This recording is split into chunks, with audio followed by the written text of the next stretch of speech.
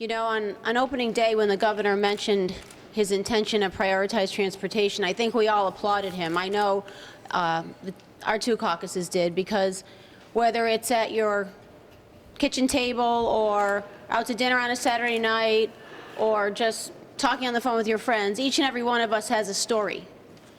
We have a story about how this bridge was being fixed for 2 years, or how the potholes are so bad, you know, your car's out of line every time you go through them, or how you're sitting in traffic for 3 hours. So we all have a story about transportation in Connecticut. Where we likely disagree is how we're going to fund it. Now, I know this is a story you've heard day after day and year after year, whether it's education or transportation or public safety or, you know, fill in the blank. How are we going to fund it? So, as with anything else, we have to prioritize that funding. In the plan you're going to see today, you're going to see us give you a responsible, effective way to fund transportation. Now, I don't know what the governor's going to say next week when he presents his plan, but I think he's hinted a little bit as to the fact that it is going to be on a grandiose scale, on widening 95 from border to border. And he's coming up with these ideas, but he's saying, you guys figure out how to fund it. So we did just that. We're adding $5.3 billion in funding transportation and bonding. We're still keeping $6 billion of what we've had in the past. But we're saving money by going under the soft bonding cap. So we're finding a way to do it in the way each and every one of you do it in your homes. You have to figure out what you need. You have to figure out how you're going to pay for it. And you have to figure out at the end of the day, we're not in debt for the next 100 years. And as Senator Fasano mentioned, we're not telling the administration, DOT, or anybody else which project should be funded, because I can only represent, on behalf of the Senator and myself, we are not engineers.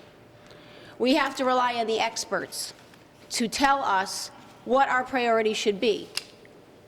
That's why part of the reason why we had a Transportation Strategy Board originally, and we think that that should come back to assist the DOT with deciding, with assessing the needs, assessing the safety, assessing which project should be prioritized. Those are tools we should have in our toolbox to enable us to make the decisions. Having said that, we certainly believe that there are certain things that should come first. And our suggestion would be the safety of the citizens of the state of Connecticut.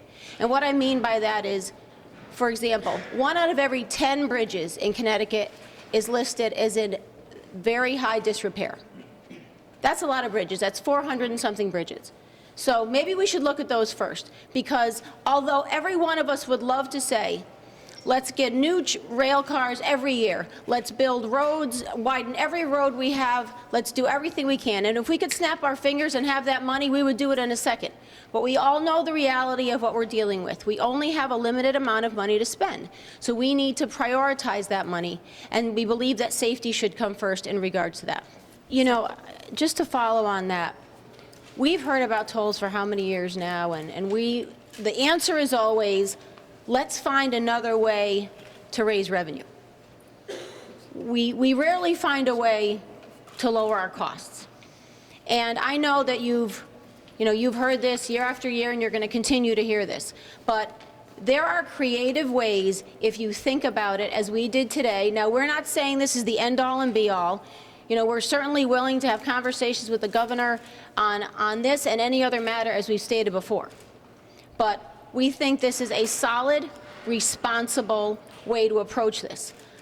It's easy to say, oh, let's put in tolls and we can get more money. But as Senator mentioned, most people don't realize that that's not a fiscally feasible way to do it. There's not enough money for the magnitude of the project that is being thought about here.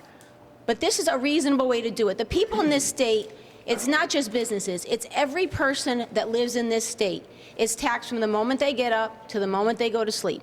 And to be arrogant enough to think that the answer should be raising taxes, whether it's a gas tax or anything else, when if you just sit down, I mean, it takes hours and it takes days and it takes weeks. This is not an easy task.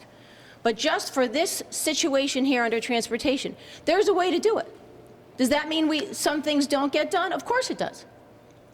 But it's about priorities. We've been saying that from the beginning in every walk of life, in every area that we deal with in our personal lives and this legislative life. And this is our input in the transportation portion of that.